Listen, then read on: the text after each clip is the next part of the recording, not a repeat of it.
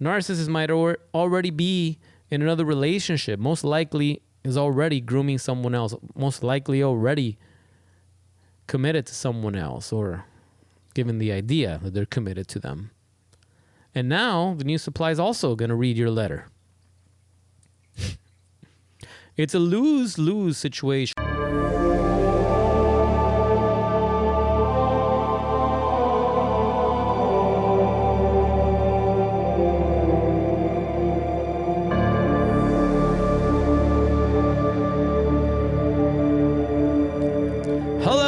Friendly friends, welcome back to another edition of the Psychopath Exposure Show.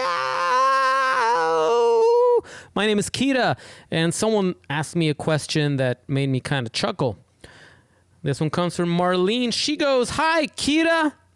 Hey, will it be a good idea to write my narcissistic ex a resentment letter? Hell no! What are you even thinking? Guys, let me tell you right now, I had the brilliant idea when I was quote unquote discarded by my psychopath ex a decade ago. I thought, you know what I'm going to do? I'm going to write this book, not even a letter, a freaking book. Fucking writing. Let's start from the beginning. When I met you, and I thought you were the most beautiful girl, and I couldn't believe I could have an angel like you, stupid shit like that. And then you started changing, and I don't know what happened, and I tried, and I can't believe I actually started writing stuff like that. Guys, I used to write so much, more like freehand writing, because I had so much trauma, and I would write like, man, how 2 pages front and back every morning till my hand would fall off, just getting all the anger and confusion out. And letters that I burned, I set on fire afterwards. They weren't for anyone to read. It was just to get shit out of my head. But yeah, I had this document somewhere. I feel like looking for it, but I am the one that says don't go back and reread old emails, so I'm obviously not gonna do it. But I remember starting this this book, with chapters, that I was gonna send this to her so that I could get some sort of closure or understanding. Because you see, in my head, I still thought that she was human. See, this was before I met my mentor. My mentor is the one that explained to me what she was. My mentor is the one that sat and listened to my story for 7 hours, right? 7 hours, a fucking stranger. 7 hours to go out to dinner. 7 hours listening to my shit and completing my sentences. Like if the fucker was a fly on the wall in my relationship. I was like, how do you know this and this and that and that? I couldn't believe it. And he's the one that explained that I was dating a psychopath. Not a narcissist, a psychopath. Okay, who happens to be narcissistic as well, because psychopaths tend to follow a lot of, they mirror narcissistic personality disorder, but they're their own breed. When I learned that, I obviously never wrote an entry on that stupid letter thing book shit that I was writing ever again. But before that, I thought I was so intelligent, and I thought that was the letter that was going to get her back. That was the letter. I don't know if I was trying to get her back, to be honest, but I definitely wanted to make some sort of sense out of this whole thing. And it made sense in my head that a letter would be it. Okay? And in that letter, there was going to be resentments that I felt towards her, confessions that I felt, right? The way she made me feel, supposedly, because, no one makes you feel things, but at that time, that's what I thought. You made me feel this. There was a lot of good points I wanted to put in that letter. There sure was. There was another letter that I wanted to work on too. And this was going to be the letter to the new supply, because I knew who he was. And this was the letter that I was crafting in my head while reading Psychopath Free book, which is a great book, until I got to like the very last chapter with a guy that the author says some shit about. I bet you're thinking about writing the New Supply a letter right now, or giving them a call and telling them exactly who the girl or guy that they're dating is, it truly is, and saving them from the torture and abuse that they will inevitably experience, which they did, because his roommate, who happened to be a close girlfriend of mine that we did music together, really famous chick too, like is who would have known, right? Who she turned out to be. She told me what happened like later on, and he was best friends with her ex-boyfriend, and my psychopath ex triangulated them and slept with both dudes, turned the dudes again. Now they're no longer friends. Bro, it was complicated. And I was like, oh my God, I'm so glad I'm out. But yeah, I was going to write that dude a letter. What kind of fool was I? Thank God I didn't. That would have been one of the most foolish things I've ever done. Because do you think the New Supply is going to pay attention to a letter like that? What does a resentment letter, what does a warning letter, what does any type of letter sent to the psychopath, the narcissist, or the New Supply make you look like?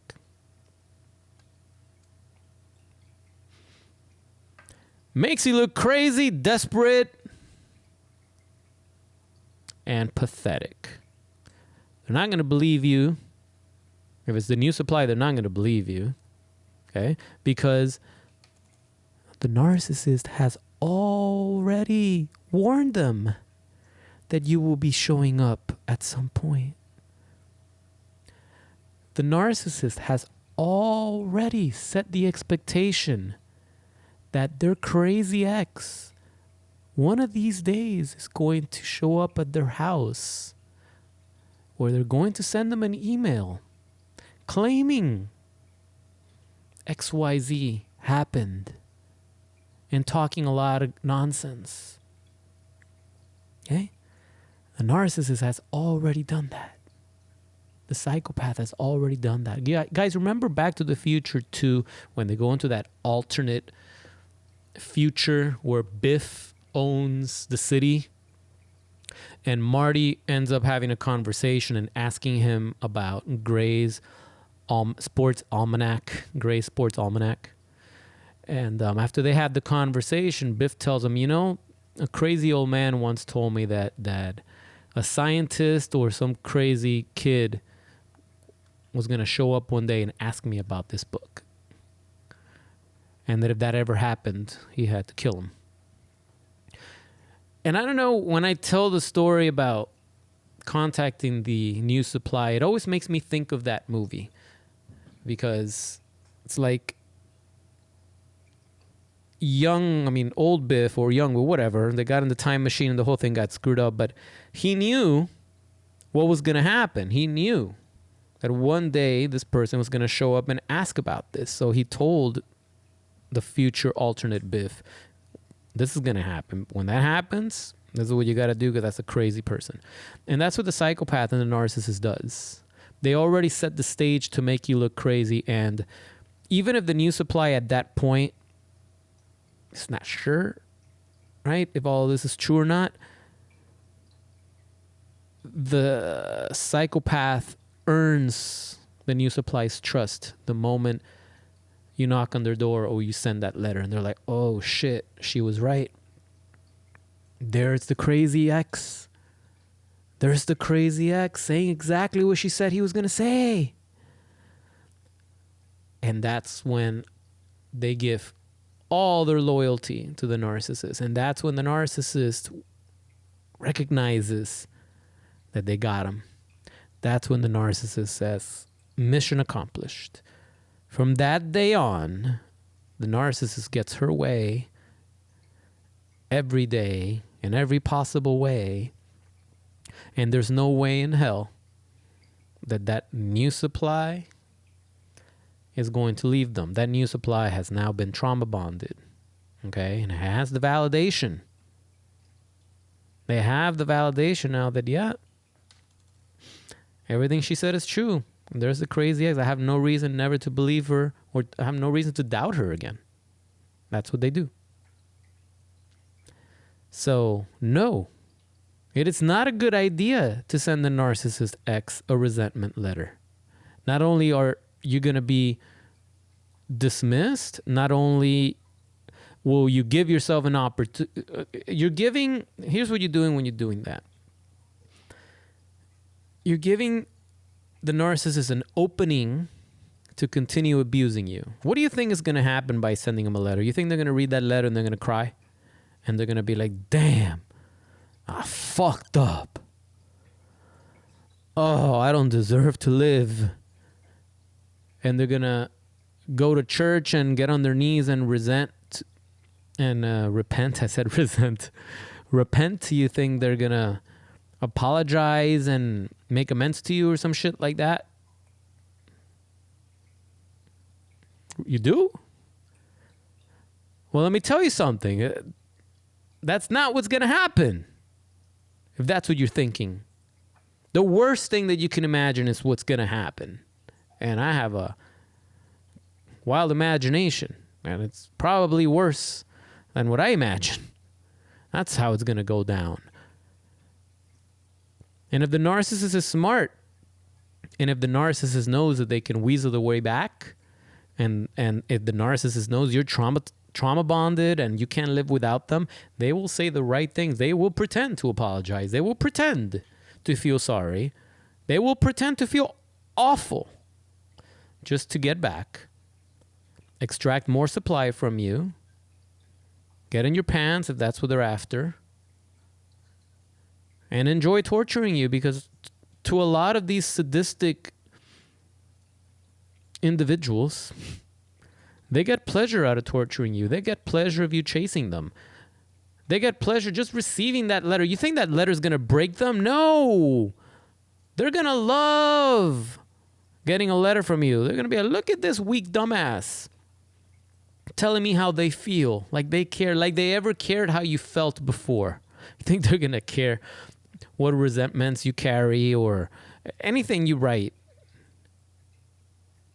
Narcissist might already be in another relationship. Most likely is already grooming someone else. Most likely already committed to someone else, or given the idea that they're committed to them. And now the new supply is also going to read your letter. It's a lose-lose situation. Now, if you want to write this letter for you, get all that crap out of your head, then I support that. And when you're done, set it on fire. That's right. When you're done, set it on fire. In fact, I don't even want you to read it. I want you to write it down until your hand falls off. Write everything that you need to write. You can use a fountain pen and some parchment paper if you are so inclined. As a matter of fact, I need to order a new fountain pen. I should put that on my wish list. When you're done writing, set it aflame. Okay? And by setting it aflame, you're letting it go. It's just this visual thing that you just have to experience. It sounds like a hassle, but it's not. The minute you set it aflame, it's like, ooh, there goes that. You got it out of your head. It transformed onto the parchment paper, and then you set it on fire. Wow. Transformation. Transformation 101. So if you're adamant about writing a letter, that's the way you got to go. But whatever you do, do not write a letter to your narcissist ex or to any toxic or abusive person that you've come across in your life. Your best bet is to stay away from those people. Close the lines of communication with narcissists and toxic people as soon as possible. That's what you can do if you want to achieve some sort of peace and healing from this situation. I know you want to write a letter. I know you want to have a conversation. Just the fact that you ask me that tells me that you still want to be in contact with your narcissist ex. A lot of people say they want nothing to do with them ever again, but they can't stop talking about them. Right? And I don't mean that in a bad way, because I was the same. They can't stop talking about them because the truth is they want something to do with them. When I don't want something, I don't talk about it. I only talk about the shit that I want. Okay? The shit that I don't want, that I'm not interested in. And I'm not talking about like when you worry about something, you're like, oh, I hope this doesn't happen. Yeah, I'm working on doing that less, but that's normal. I'm talking about things that I really genuinely have no interest in. Those things don't linger or loiter inside my head. I've got no interest in it. I've got no interest in this person. I talk about my ex here, but I don't think about my ex ever. Ever. Doesn't cross my mind. When people ask me, I'm like, oh shit. That's how this whole channel started. But that's it. I don't care. There's a lot of foods that I don't care about. There's a lot of teams that I don't care about. There are a lot of songs on the radio that I don't care about. I don't care about the radio. Even listen to the radio. Listen to what I want on Spotify and YouTube. Things that you don't want don't live in your head. Okay? So if you're thinking about writing this person a letter, it's because you low key, you still want to talk to them. Whatever. To get closure, to give your final word, to tell them to fuck off. Doesn't matter. Low key, you still want to talk to them. And what you need to understand is when you're dealing with a psychopath, when you're dealing with a narcissist, the best bet, no matter what, stay away. Stay the fuck away. Cut your losses and go. Cut your losses and go. That's it. It's as simple as that. It's like you go to the casino and you go with $100, right? And you got all these chips, coins, whatever. You go, boom, you start playing your slot machines. You start playing your blackjack. You start playing your shit. When you run out of chips, that's the end. Okay? You got to be like, all right, that's it. I lost my money. It's over. Go home. If you take out your wallet and you go to the ATM, you just fucked yourself. All right? There's a really cool episode of The Twilight Zone where some guy is obsessed with his slot machines. And he used to hate slot machines and he hated gambling altogether. And he fell for the trap somehow, some way. I won't spoil it, but you should check it out. I think it was in season 1. Really good. Great show. Ahead of its time, by the way. Great show. So, yeah, that's that. Don't write a letter. Don't do it to yourself. Don't do it to yourself. Nothing good is going to come out of that. Trust me. All right? So thanks for sending that in. I appreciate it. You probably knew I was going to say no anyway. You probably just wanted to hear me rant, so there you go. But thanks for sending that in.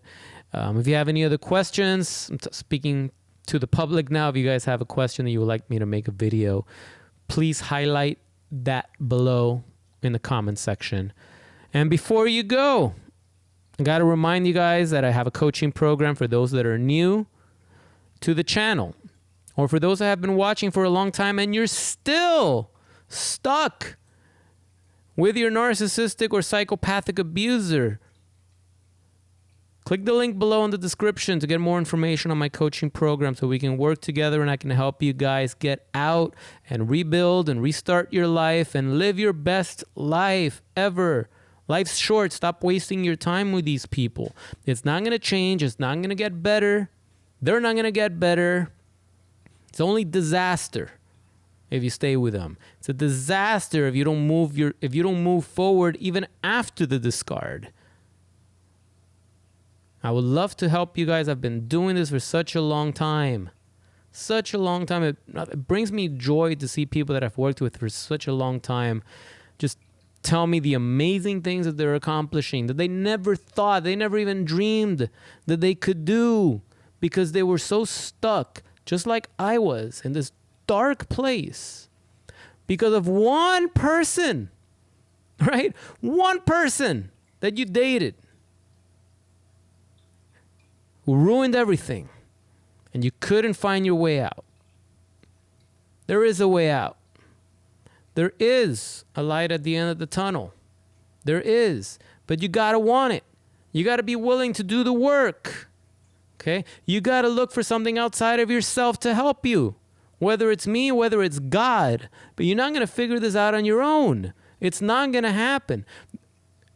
The power that these narcissists have when you're under their spell is legendary. And they're not powerful people. But when you're under their spells, just like a virus is a microscopic fucking organism that you can step on. But when it gets inside of you and the host and attaches itself and it starts killing your cells and all this shit, right? It takes over your entire system. Your entire system malfunctions and you have fevers and stuffy nose and sore throat and body aches and all this. How the hell did that happen? That's the same thing with the narcissists. They're not powerful people. It seems that way, but they live in deceit. Their power comes from deceit, manipulation, abuse, ruining good people's lives. It's not a powerful person. Just seems that way because they weaken you enough where you look at them and you're like, oh my God. It's like a Goliath thing. These are the fucking Goliath. They're not. It's like the Wizard of Oz is this tiny person. It's a tiny person. They are little people on the inside. They abuse good people. They take advantage of good people. Fuck them. Enough about that. Thanks for watching to the end, guys. I'm hungry, and I'm gonna fix myself a sandwich or something. I don't know. So hope to see you in the next video. My name is Kira. Don't forget to like and subscribe if this is your first time here. You can like the video even if you've been here for the past 5 years. Just drop a like on the video, will you? And check out the merch store if you'd like to buy some cool mugs and t-shirts to support the channel. And hope you're having an excellent day. I'll catch you guys in the next video. See ya.